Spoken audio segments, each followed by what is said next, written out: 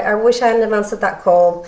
Really wish I hadn't have answered that call, and then she may have talked to me a bit more, or, you know, I might have found out the reason why she was calling. I got nightmares in my head, I fear thoughts build up until I can't hear. My mind fills up into a creature, and it haunts me somewhere much deeper.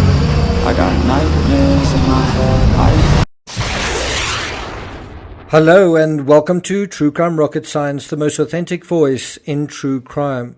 Well, this story is certainly getting more and more heartbreaking by the minute. It certainly feels like the plot is thickening. Julie Butcher received 2 calls from her friend Gaynor, one just before she left work, one just before Gaynor left work, and a second just after she was last seen on CCTV. Julie interrupted Gaynor, that was during the first call, to take a call she felt she needed to take, a call from one of her clients, and she said she'd call Gaynor back in a few minutes. But by then, Gaynor was on the move and not looking at her phone. Well, that's one explanation. Julie has a different explanation. She says, I think she was still at work when she called me. I don't know, but maybe that's why she couldn't answer. But that doesn't explain why she couldn't answer or didn't answer for or didn't call back for hours afterwards. She said, it's Gaynor. She said, where are you? And I said, I'm at home. And at the time then my phone was ringing and it was a client, and I wanted to take the call. I had to take the call. So I just said to Gaynor, sorry Gaynor, the phone's ringing, and can I call you back in about 2 minutes? And she said yes. Another possible explanation was after that call, as in immediately after that call, what if Gaynor decided to leave work and perhaps she wasn't allowed to, and then one can imagine that she wouldn't want to answer her phone because she was, in a sense, making a getaway, trying to get out of the room, the building, and sort of away from the building. Now, when we add this piece to the puzzle, we see that Gaynor calls her friend, ditches work, in this order, calls her friend, ditches work, goes to the cathedral, and then ends up at the park. In this scenario, there might be some sort of psychological escalation at work, and one Julie may well have been able to de-escalate had they been able to communicate, and it is really sad that they weren't able to. There is a sense that perhaps she needed someone to talk to and was unsettled by something. The question is, what is that something? And whether or not this is true, Julie certainly feels this was, it was this way. Hence her regret in saying, I wish I didn't take that call. I keep going over that conversation. If I hadn't answered that call from the client, would she have talked to me? I feel terrible. I feel so sorry for the family. Julie also provides a peek into Gaynor's state of mind earlier in the week. Before we get to that, if you haven't subscribed to the channel, please do. Welcome to the many of you who have subscribed. And by the way, there's right now another missing persons case in America, in Colorado, that I've been dealing with, Suzanne Morphew. Well, she was found, or her remains were found, but that is still a case that is still kind of mysterious and unprosecuted. So if you're interested in this case, you may well be interested in that case. And I actually went to Colorado to where her remains were found. I also did some other on-the-ground investigating, if that's the word. So if you're interested in this sort of thing, please do subscribe. If you're finding my analysis here worthwhile, sensible, interesting, intelligent, please like, share, leave a comment. You can also hit the thanks button, and let's get started.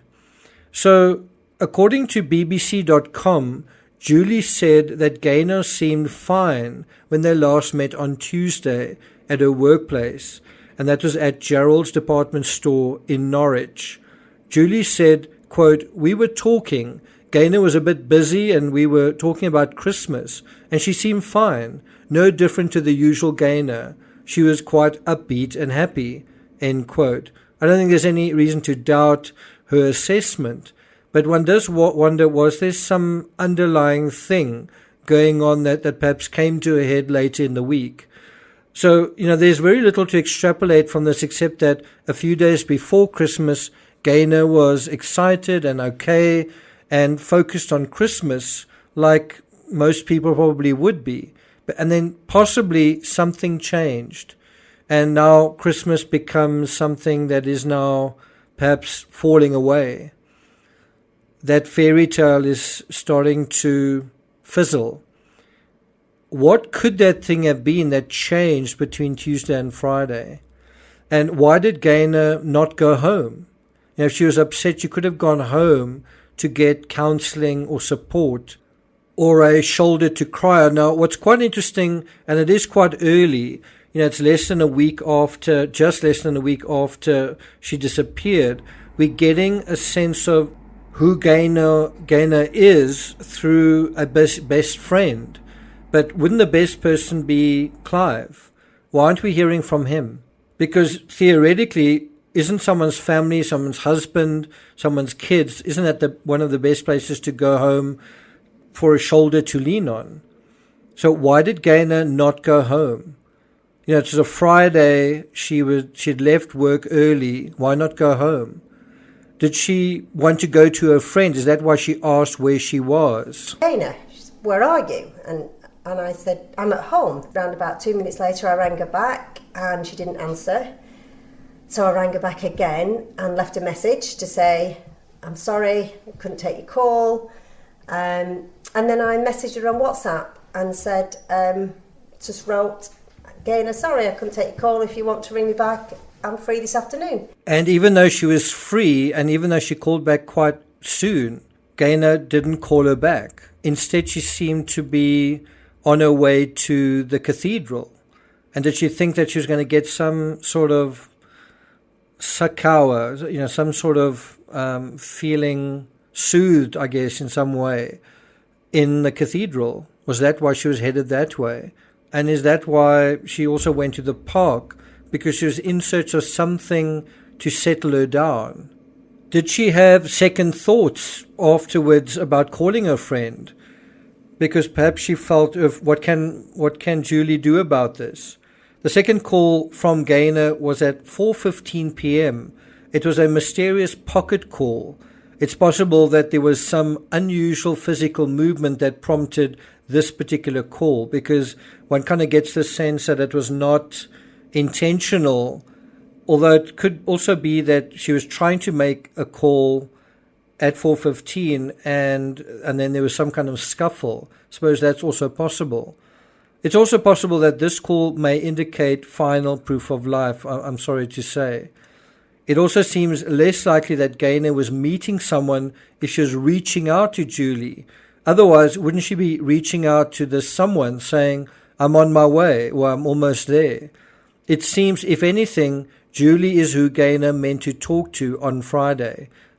The question is, between the hours when Gaynor left her work, when she was in the area of the cathedral, and when she was in the park, why didn't she reach out to Julie again?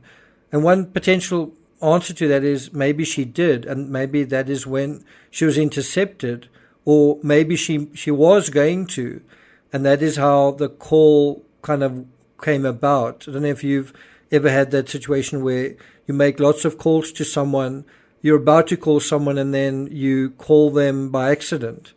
Anyway, to Julie's credit, as we heard, she reached out to Gaynor almost immediately after she was done with her client, then reached out a second time, and then I think even a third time on WhatsApp, saying that she was available, she was free that afternoon to talk. And as we know, Gaynor never responded. If Gaynor had been able to talk to Julie, what would she have said? Where would she be now? Thank you for listening, and I'll see you guys next time.